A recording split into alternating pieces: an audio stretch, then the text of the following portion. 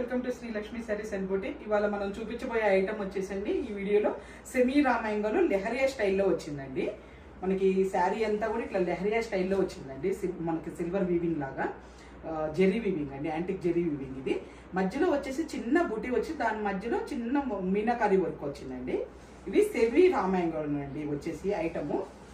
ఇప్పుడు అంతా రామాయంగం మీదనే ఉందండి, ఇంకా ట్రెండ్ అంతా కూడా చాలా చాలా తక్కువలో ఎక్కువలో ఏ ఐటమ్ అయినా పోతుందండి రామాయంగంలో.